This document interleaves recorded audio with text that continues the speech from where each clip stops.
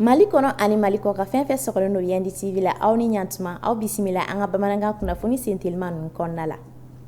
An ka seko ni dɔnko ɲɛnajɛ min bɛ n'o ye Biennale artistique et culturelle o san 3 nata bɛna kɛ Bugunikaw fɛ yen san 2027 kɔnɔna la, Kulikorokaw fɛ yen san 2029 kɔnɔna la ani Gawukaw fɛ yen san 2031 kɔnɔna la.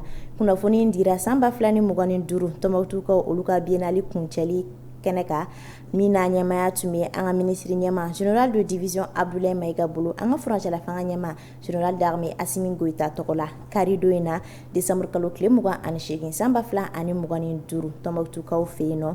Ɲinan Biennale kɛnɛ kan Bugunikaw olu ye jɔyɔrɔ fɔlɔ sɔrɔ, Joyilakaw ye jɔyɔrɔ 2nan sɔrɔ, Tɔnbukutu mara ye jɔyɔrɔ 3nan sɔrɔ.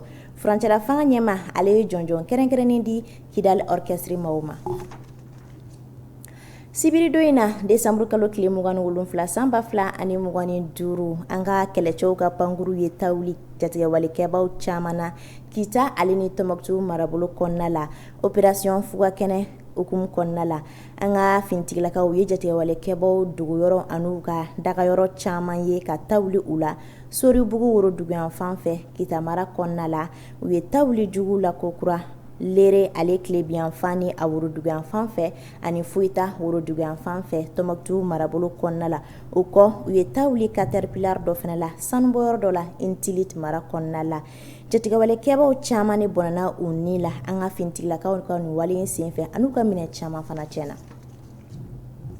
An ka sifinnakaw ni farikolo ɲɛnajɛ ministre Abdul Kasim Fɔnba ale ye Bank of Africa ka cidenkulu dɔw bisimila jumadon in na. Bank of Africa ale ye dɛmɛba jɔnjɔn ye CAN 2025 ale labɛnni la an ka jamana ye. O dɛmɛɲɔgɔnya walew kɔnɔna la u ye sefa wari miliyɔn 10 ta k'o di an ka sifinnakaw ale ni farikolo ɲɛnajɛ ministre ma k'o kɛ dɛmɛ ye CAN ko la.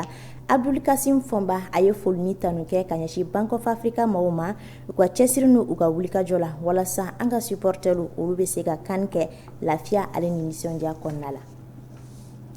Cakɛda min ɲɛsinnen don ɲɛnaminimafɛnw kɛlɛli ma n'o ye office central de stupéfiant ale ka kulu dɔw ye lafaamuyali ale ni kunnafonidiw kɛ ka ɲɛsin ɲɛnaminimafɛnw olu kɔlɔlɔw ma an ka jamana kɔnɔna la. A kɛra Sibiridon in na Mamaribugukaw fɛ yen nɔ a hakilina bɔra association sigida ɲɛtaa la.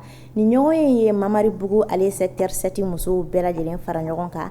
Baara in bɛ don ɲɛnaminimafɛnw kunbɛli ani n'u kɛlɛli la ka bɔ an ka jamana kɔnɔna la o hukumu kɔnɔna la.